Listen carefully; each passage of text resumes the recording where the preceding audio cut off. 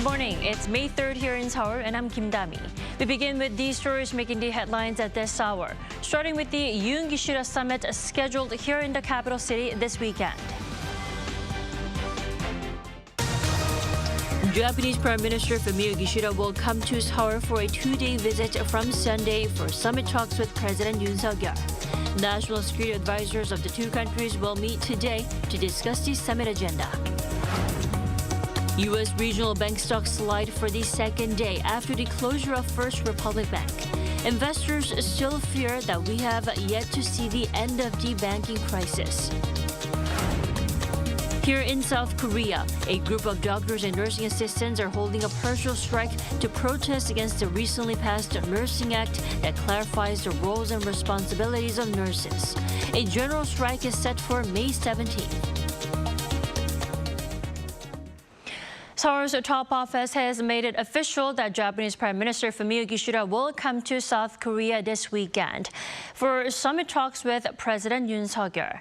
Now, Kishida's Seoul trip, followed by Yoon's Tokyo trip in March, is expected to play to kickstart the official resumption of direct diplomacy between the nations. Our foreign affairs correspondent Choi Min-jung starts us off. Japanese Prime Minister Fumio Kishida will be visiting South Korea at the end of this week to meet with South Korean President Yoon. This is according to Seoul's presidential office on Tuesday. Kishida will be paying a working visit for 2 days starting Sunday, with the summit anticipated to take place on the first day.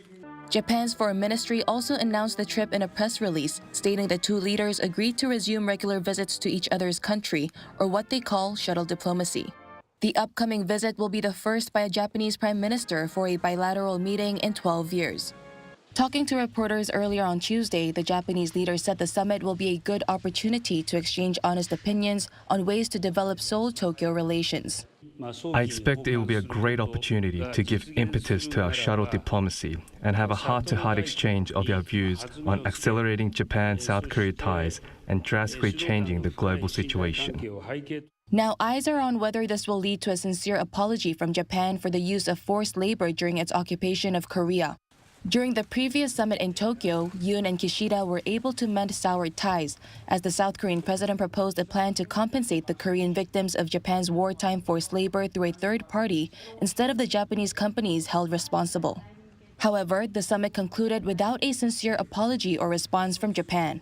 Seoul's foreign ministry said Tuesday that it expects Seoul-Tokyo ties to improve further in the future as there are more opportunities for the leaders to meet.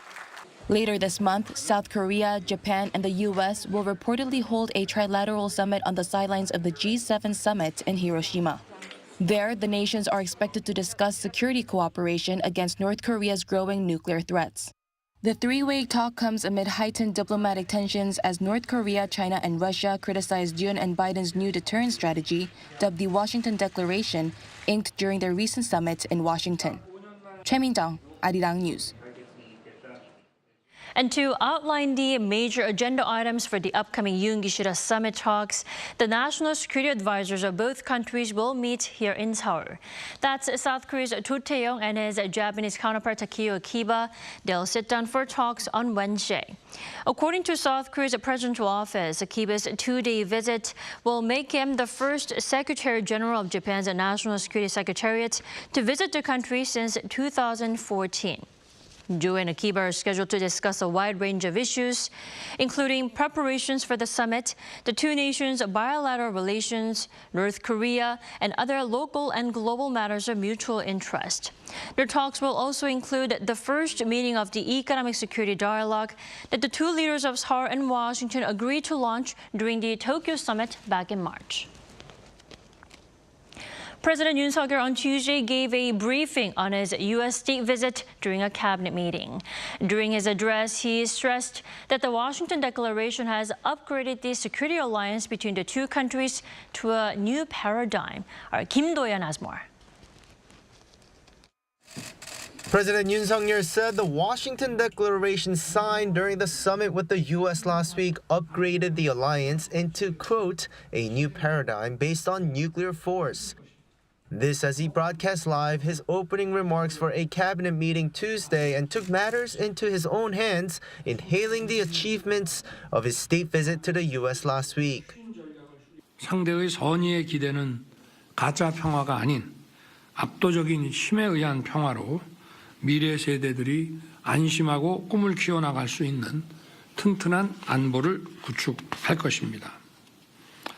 앞으로 미 핵자산의 운용에 관한 정보 공유, 공동 계획, 공동 실행 과정에서 워싱턴 선언을 잘 구체화해 나가는 것이 그 내용을 잘 채워 나가는 것이 중요합니다. President Yoon added that the South Korea-U.S. Nuclear Consultative Group is more practical than NATO's nuclear planning group, as it involves only two countries with more frequent communication. He also said his state visit will pave the way for expanding the bilateral alliance in areas other than traditional security. Also noteworthy was President Yoon's repeating of the word freedom more than 10 times during the 16-minute speech. He tied freedom as a value that all aspects of the expansion and cooperation are based on, including economic and culture exchanges. 특히 한미 양국은 자유의 가치를 공유하고 경제적으로 긴밀히 인프라가 연결되어 있기 때문에 프렌드 쇼어링을 확대해 갈 수 있는 최적의 파트너입니다. Specifically, he said the combination of South Korea's manufacturing capacity and the core technology of the U.S. could create great synergy, as the two will be engaging more on AI and quantum technologies. President Yoon called on his aides for follow-up measures to make sure the new cooperations with the U.S. create more opportunities for younger generations. He motivated them, saying that with the first anniversary coming up for the administration, they should combine efforts to create a country with abundant freedom and innovation. Kim Do-yeon, Arirang News. Another freight train derailed by a blast in the Russian city of Bryansk in a region bordering Ukraine on Tuesday. Russian officials say pro-Ukrainian sabotage groups were behind the attack. Lee Seung-jae reports. An explosion derailed a freight train on Tuesday in the Russian city of Bryansk, which borders Ukraine. The latest incident marks the second straight day that a Russian freight train has been derailed. According to the Bryansk regional governor, an unidentified explosive device went off near the Shnezhskaya rail station, causing a locomotive and several wagons to derail. Although he made no mention of who may have been responsible, other Russian officials blamed the recent derailments on pro-Ukrainian sabotage groups, who they say have been behind multiple attacks in the border region since Russia invaded Ukraine in February 2022. Meanwhile, Russian media is reporting that Ukraine, which is preparing for a major springtime counteroffensive, may also carry out terrorist attacks in major cities in Russia and border areas with Ukraine to coincide with Russia's Victory Day celebrations on May 9th. According to the Russian daily MK on Tuesday, Russian military experts have warned that Ukraine could launch small but devastating terrorist attacks on Russian cities before a major offensive. In the meantime, U.S. Secretary of State Antony Blinken said Tuesday that with China trying to mediate peace talks between Russia and Ukraine, Beijing must first recognize Ukraine's territorial sovereignty and independence. During the Fox News interview, Blinken also stressed that dialogue with the people of Ukraine is also important, as they are the real victims of the prolonged war. The top U.S. diplomat also noted that a Ukrainian counteroffensive may happen soon, adding that success on the battlefield is the best and fastest way to arrive at negotiations that will create a just and lasting peace.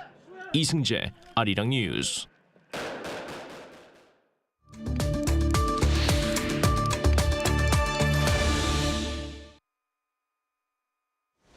The summit between the leaders of South Korea and the U.S. drew notable attention from overseas, particularly those deeply interested or involved in regional issues, including Korean Peninsula issues. For more on this, we're joined by Professor Song Se-ryun from Kyunghee University this morning. Welcome back to the program, Professor. Thank you. Thanks for joining us. Now, the U.S. has stressed its so-called nuclear partnership with South Korea under the Washington Declaration is aimed at enhancing deterrence against North Korea's provocations and also that countered criticisms from Pyongyang and Beijing. Professor, what does this mean? I mean, what does it say about the Seoul-Washington alliance? Well, the obvious thing is that we strengthened the security alliance in the East Asia region. It took a form of reaffirming the past commitments about regional security, but with the specific actions spelled out this time, namely, we have a nuclear consultation group that will meet for better coordination with the U.S. on the nuclear matters, and also the U.S.'s strategic asset, namely the nuclear sub, will be making more regular rounds. So, as you said, this is in response to the ever-growing security threat posed by the North, but also there is a potential instability posed by China's overture to Taiwan. So I think the Seoul-Washington alliance is in the context of the East Asian security alliance with the U.S., but also with Japan and Korea playing the part. So I think that there's a kind of a building up process going on where Korea is restoring the shuttle diplomacy with Japan for that purpose. And also going forward, I think that the better arrangement in terms of security and the economic issues should be forthcoming if those building blocks are in place. Right. And obviously, and as widely expected, North Korea was not happy. They expressed a show of discontent, saying that the Washington Declaration reflects the most hostile and aggressive will of action against the regime. Now, why do you think the regime decided not to carry out military activities and provocations? And I know this question is hard to answer, but when do you think they will do so? Will it be anytime soon? Well, there's a little bit of pause. I think the North has been vocally critical about the strength in the security alliance between U.S. and the Korea. But they also issued the threat of provocations, as expected. And if you look at the recent actions, they have been launching ballistic missiles with pretty good regularity, 2-3 times a month this year. And so I think that the expectation is that they'll resume their regularly scheduled provocations. So nobody will be surprised when they do. I think that the fact that they're very nervous about this arrangement, on one hand, some would think that we're doing the right thing. Or on the other hand, I think that there is a heightened risk about the provocations and their continuous march towards having more nuclear weapons and securing the ICBM capability. So there is a increased tension, but I think that for that particular reason, I think that it's more important to have a united front in the East Asian region with the United States and also with Japan. Right, and the North will have more excuses to launch military provocations, namely the upcoming Yoon-Kishida summit and the trilateral summit among Yoon, Biden, and Kishida later this month. Right. I think that it's in the same focus. It's not just U.S. Talk about the security matters, but Japan is a key part of this whole the fabric of the security issues. And also, I think that as neighbors, the economic issues are becoming more important in the region and the world. So I would think that this bedrock of the security arrangement could be a springboard for Korea to begin talks with China and Japan. In fact, there's a trilateral talks with China and also Japan are being planned. I think that the key idea is that we can walk and chew at the same time, so we can put the security matters down, but at the same time, by engaging in a dialogue, we can talk about what kind of economic arrangements we can build in the region. I think that there is a greater need for China to promote the economic development going forward. So I think that opens a little bit of chance for the players in the region to talk about economic matters at the same time putting the security measures and the arrangement kind of in the side. Right. And also, some experts say that South Korea became closer to the U.S., but moved away from China and Russia. Now, Professor Song, before we let you go, what do you think South Korea should take in terms of stance, in your opinion, from now on? Well, it's $1 million question. We have tried being friendly with China, and we tried the equal distance diplomacy before. But this Korean peninsula, it comes with literally a territory. We are always surrounded by the big powers and sometimes the bullies.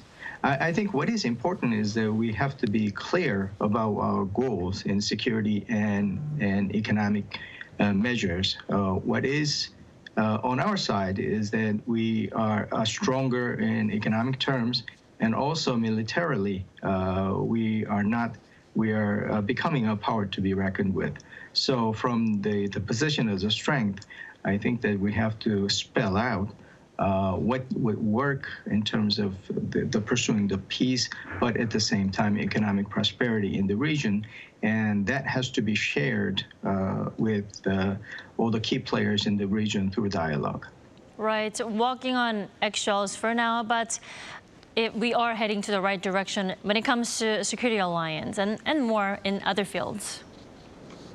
Right. I think that the action that is taken by the president and the administration is in the larger sense, I think is the right direction. And the one thing we have to be careful about is what kind of details that we put in, so that it's not just ideals, but it has to be a workable solution and something that requires a lot of creativity. Right, so that they come into tangible outcomes in the end. Right. All right, thank you, Professor Song, so much for your insight this morning, as usual. My pleasure. Thank you.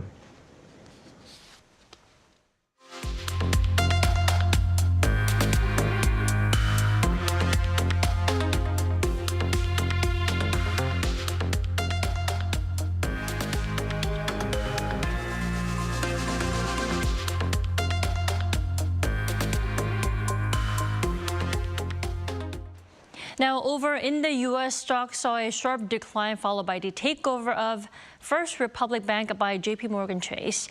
Investors are still afraid that the banking crisis not over yet. Our Song Yujin has the details. Stocks in the U.S. tumbled on Tuesday following the purchase of First Republic Bank by banking giant JP Chase.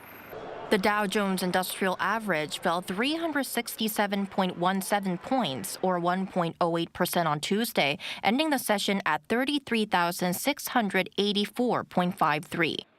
The S&P 500 slipped 1.16%, and the tech-heavy Nasdaq lost 1.08%.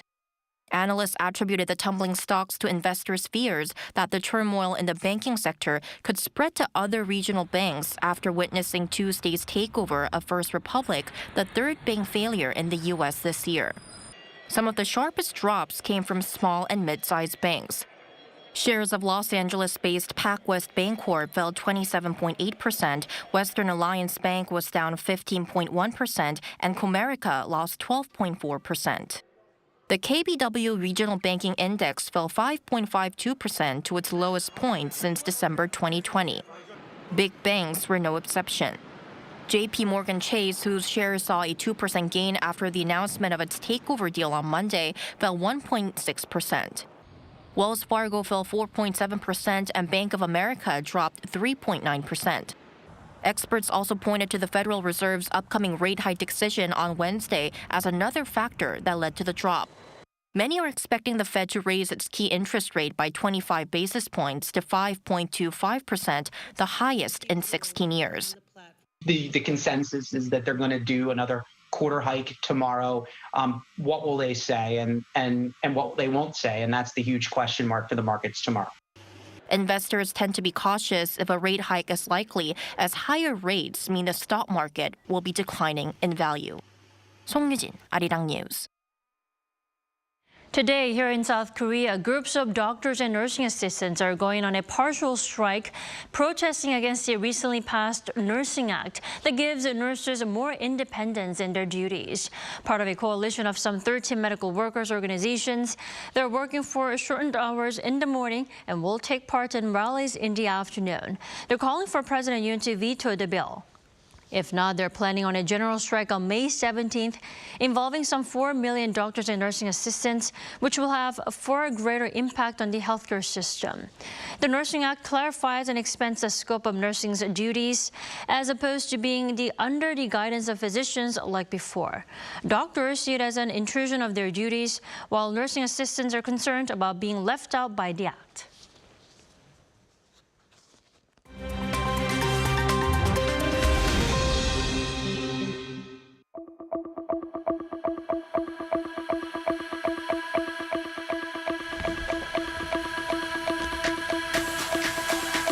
Good morning, I'm Matthew Ashley, and we now turn over to stories from around the world.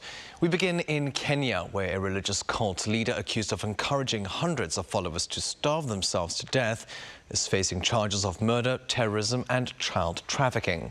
Paul Nthenge Mackenzie, a self-proclaimed pastor and founder of the Good News International Church, appeared in court in the Kenyan town of Malindi on Tuesday, alongside 8 other defendants. It was decided to move the case to a high court in Mombasa, where the defendants will be held in a maximum security prison. Mackenzie allegedly told his followers that they would meet Jesus if they starved themselves. Authorities have since confirmed that 109 people linked to his cult are dead, most of them children. Autopsies confirmed that most died of starvation, with 2 people likely dying from asphyxiation.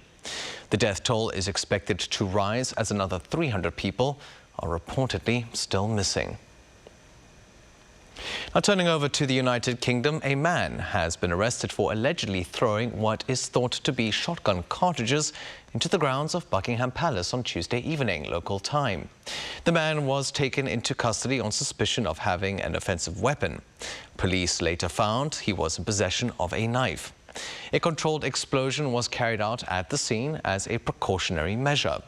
The incident comes just 4 days ahead of the official coronation of the king, but reports say King Charles III and Queen Consort Camilla were not at the palace at the time. According to authorities, the matter is not terror-related and may be an isolated mental health incident. Now, in a crackdown on e-cigarettes and the tobacco industry, Australia is banning recreational vaping. The government on Tuesday said it aims to ban all disposable vapes and the import of non-prescription vapes. It also aims to limit nicotine levels in e-cigarettes and to ensure they are sold solely to help smokers quit. They will only be sold in pharmacies with pharmaceutical-type packaging, and a selection of flavors will be banned. The new measure comes amid an increasing number of teens vaping. Although access to vaping products already requires a prescription, it has not stopped these from being widely available through illegal markets. Vaping is considered a safer alternative to tobacco-based cigarettes, but health experts warn it may cause long-term harm. And finally, football icon Lionel Messi has been suspended from his club Paris Saint-Germain for a trip to Saudi Arabia without the club's permission. The Argentina captain is a tourism ambassador for Saudi Arabia. He had reportedly asked his club for permission to do commercial work for 2 days in Saudi Arabia, but was denied. The suspension means he will not train or play for PSG over 2 weeks and will miss the League One matches against Troyes and Ajaccio. His pay will also be docked. Messi's contract at the Paris club is set to expire this summer.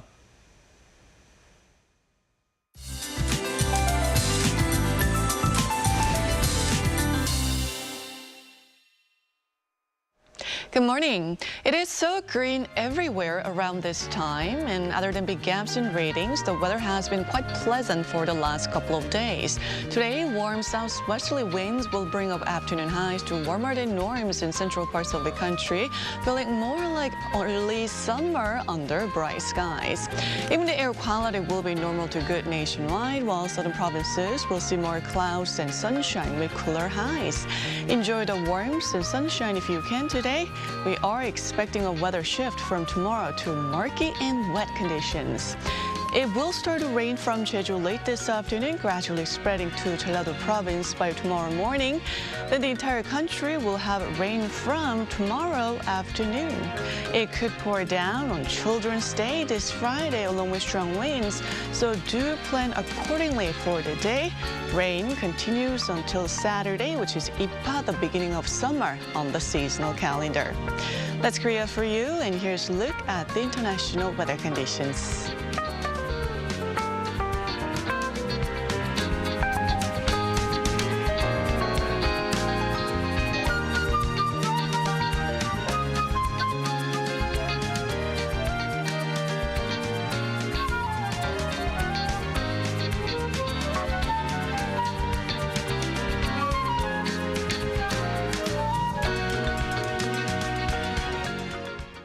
That wraps up today's New Day at Arirang. Thanks for watching.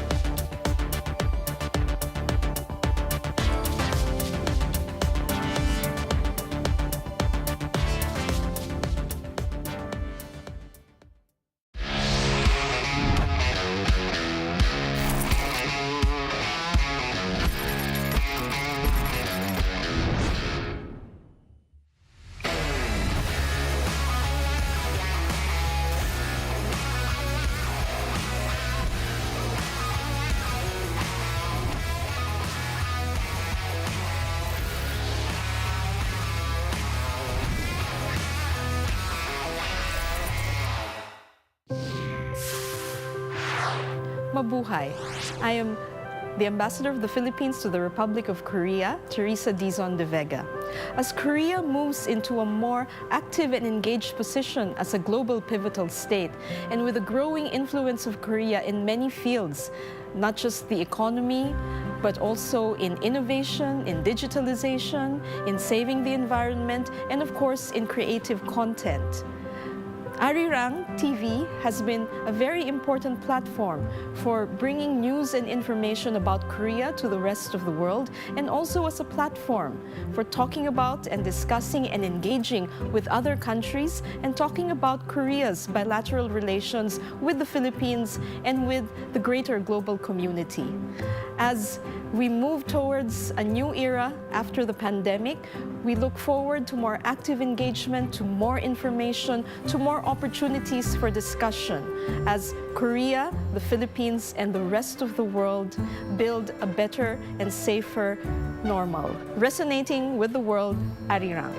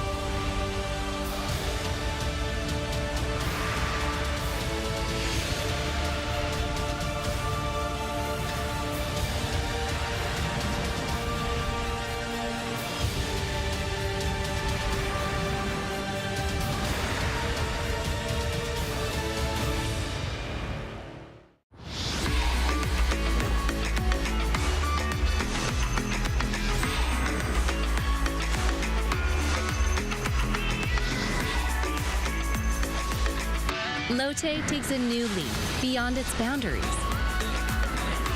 Our change will lead to better lives for all. New Lotte, the power of a better world. New today, better tomorrow. Lotte.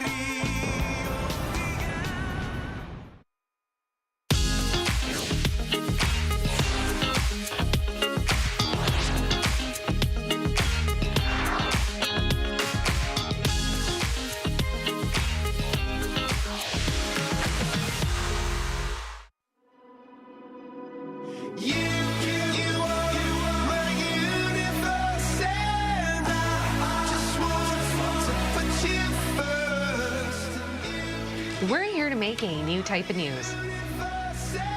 New insights, new styles, and new topics every day.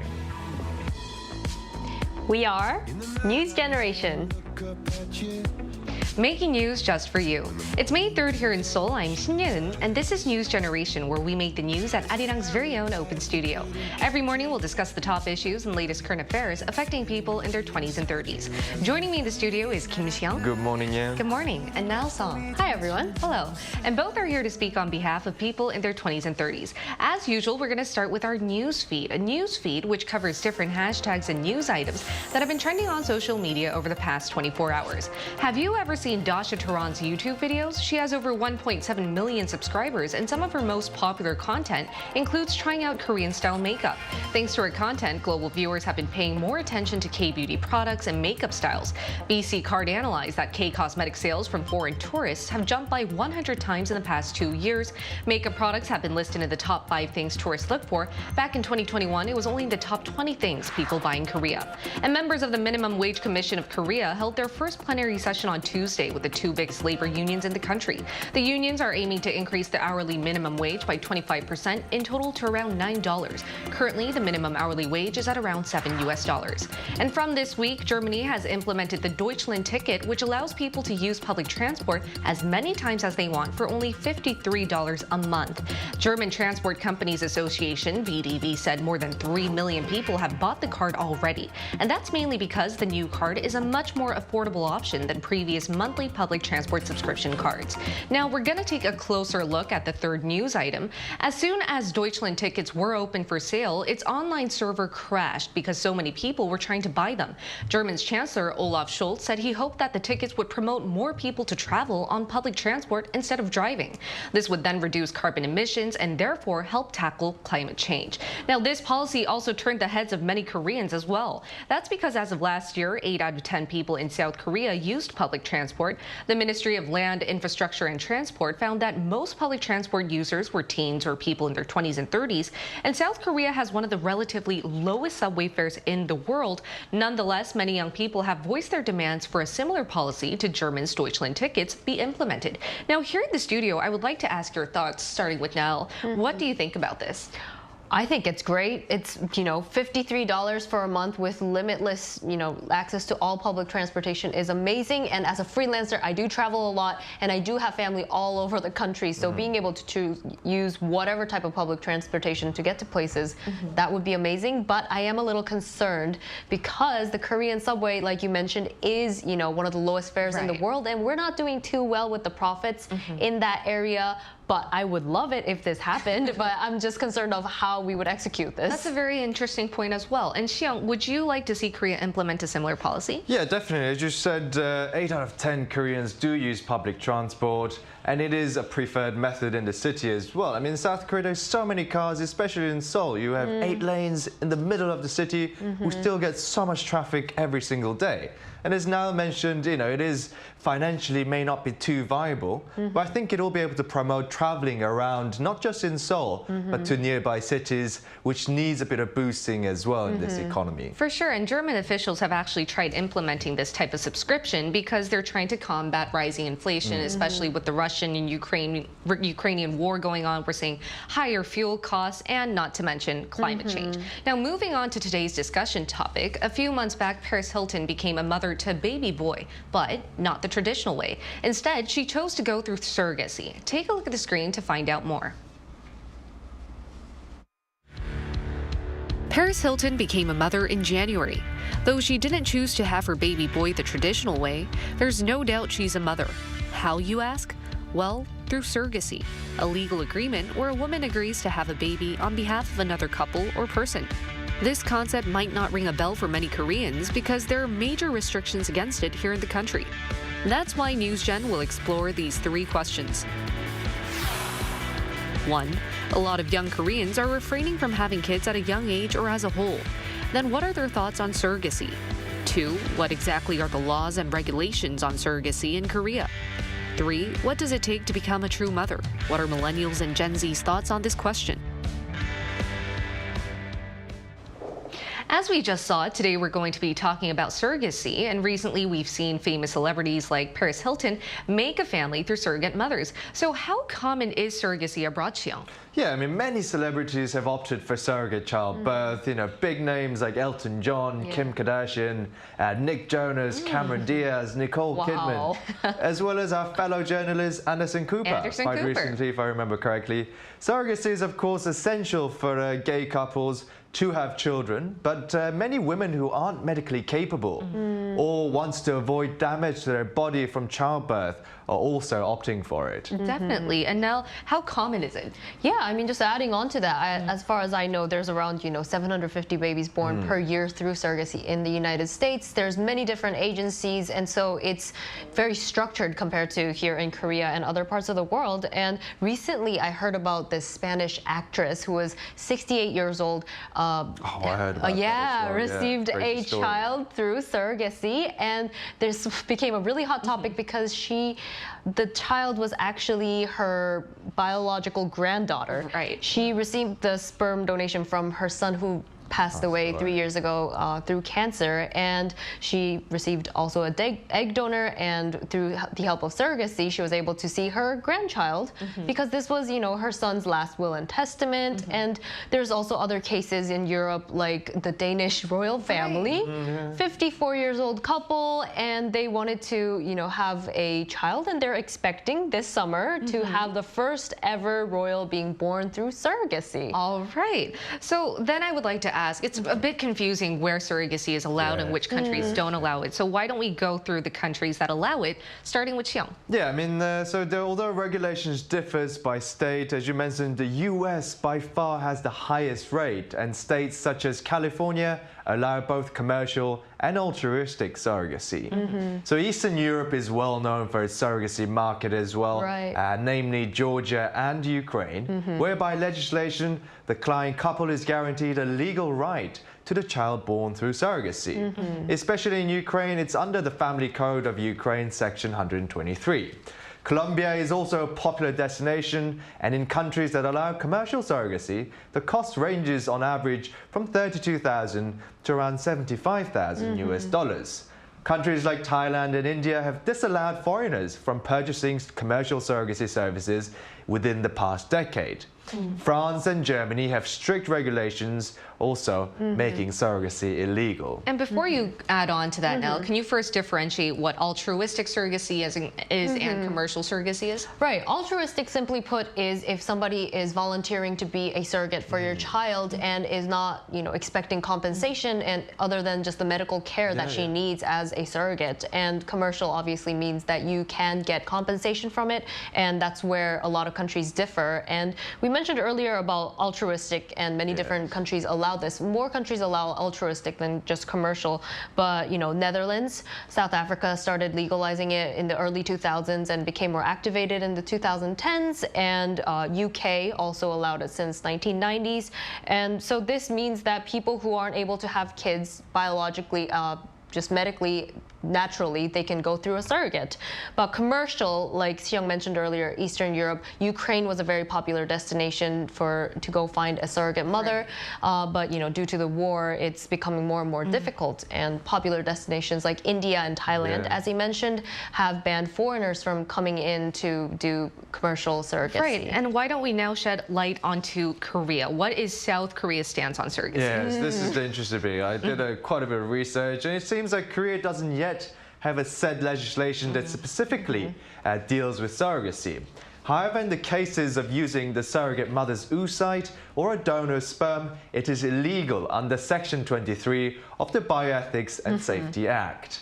Commercial surrogacy is definitely illegal, and even altruistic surrogacy under the two aforementioned categories can be punishable by up to 3 years in prison. I see. However, the law doesn't specify the case for just borrowing the surrogate mother's womb if no oocyte or sperm was donated as part of the process.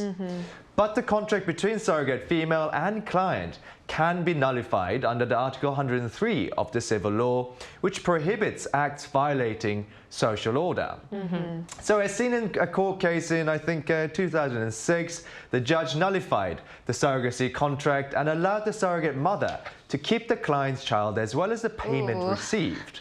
Right? So the Korean court also has a history of ruling the birth mother as the rightful parent of the child, whether or not she gave birth through a surrogacy contract. Right. You're right. It is a very interesting case we're seeing here in Korea. It's more of a lawless territory, similar to Japan as well. For sure. There's still a lot of gray areas. Now, let's hear from a professor of law and bioethicist to find out more on the legal and ethical aspects of surrogacy.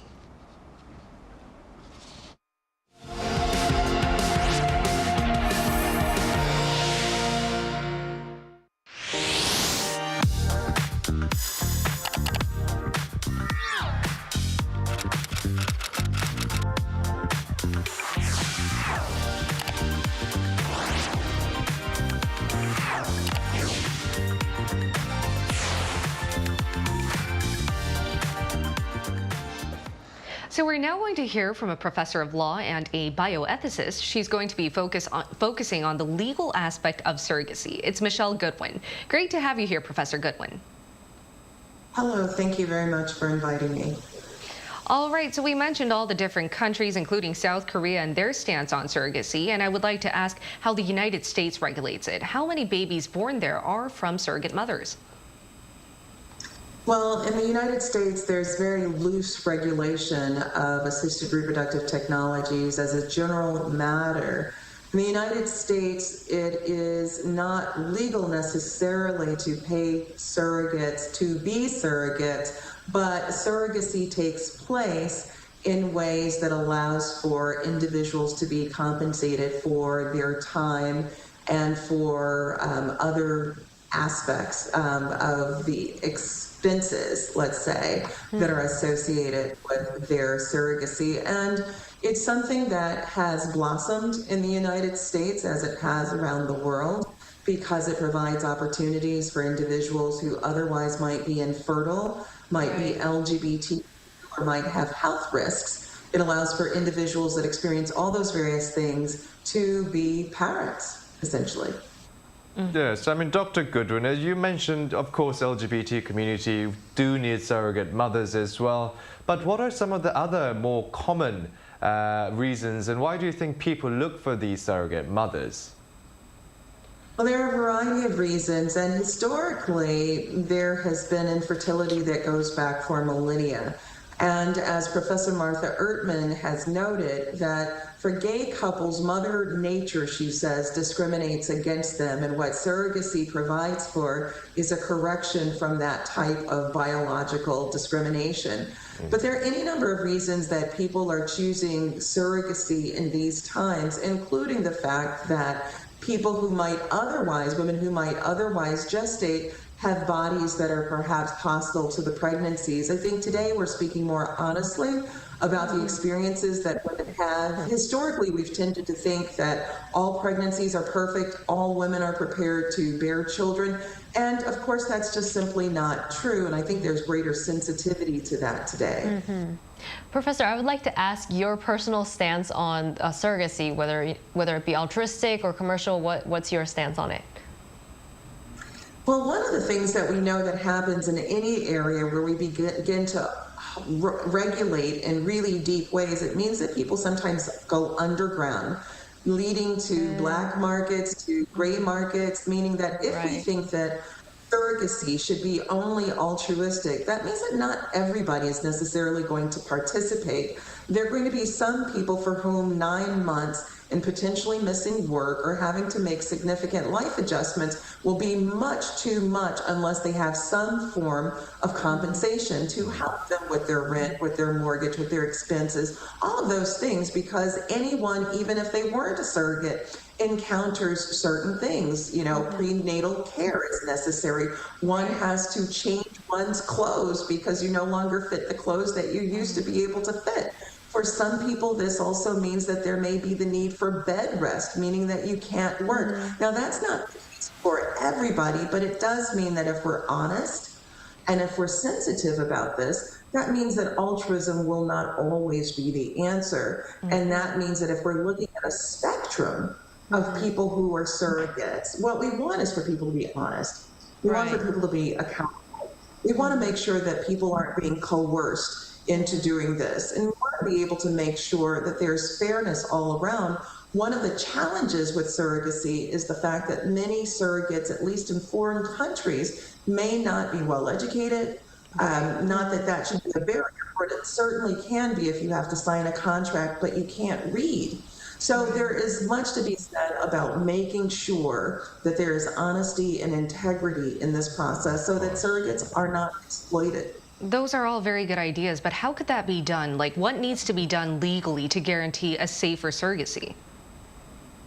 Well, that's a very good question, because if we're talking about matters that are domestic, then that means transparent regulations. And that also means making sure that people are well informed, both the people who are the intended parents as well as the individuals that are surrogates. Making sure that the contracts are in language that they understand. Meaning, if you're presenting someone with a contract and they speak Spanish, the contract shouldn't be written in English or Portuguese. It should be in a language they understand. It should also mean that if they're surrogates signing contracts, the contract should be written in ways that they understand. Meaning, if a contract is written and it's best understood if you're a lawyer, but the surrogate isn't a lawyer, that means that we're not being fair to the surrogate. So there's simple things that can take place in terms of making sure that we respect the capacity of the people who are surrogates, and we explain things in ways that they can understand.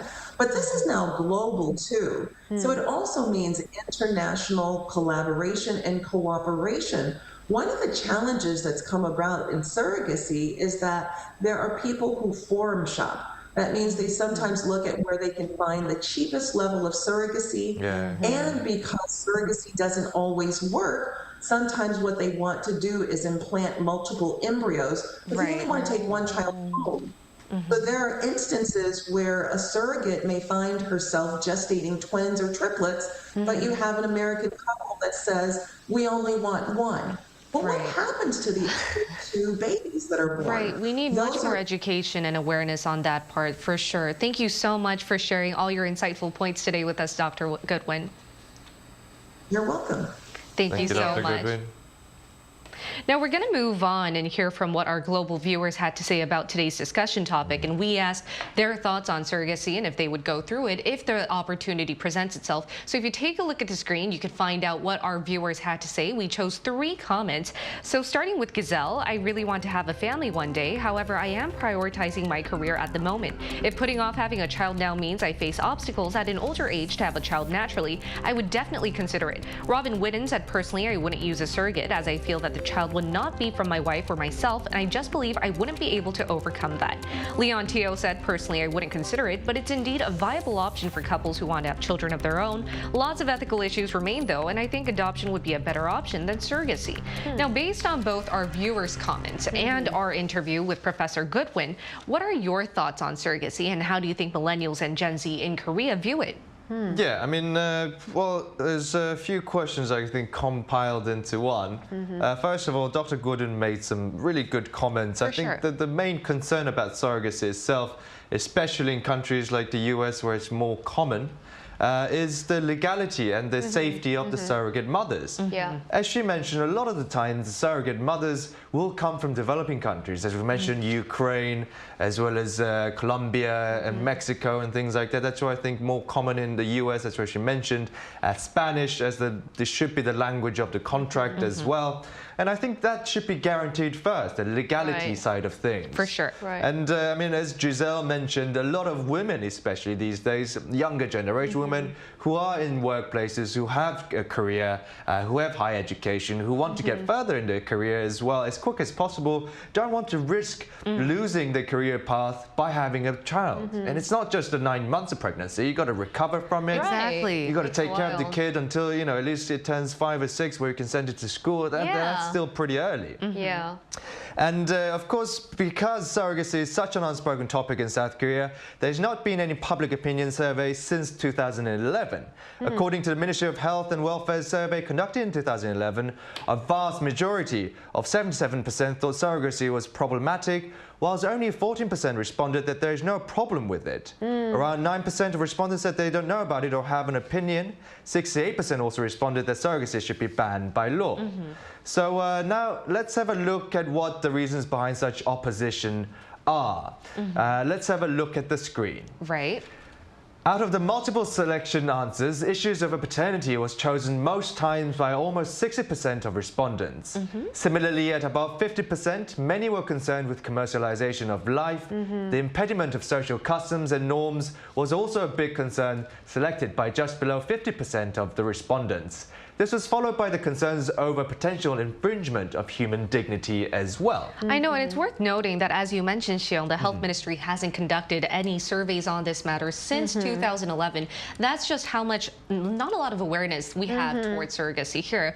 But do you guys think there are any cases abroad that South Korea should take into consideration or try to blueprint when it comes to legalizing and making better, better guidelines for surrogacy?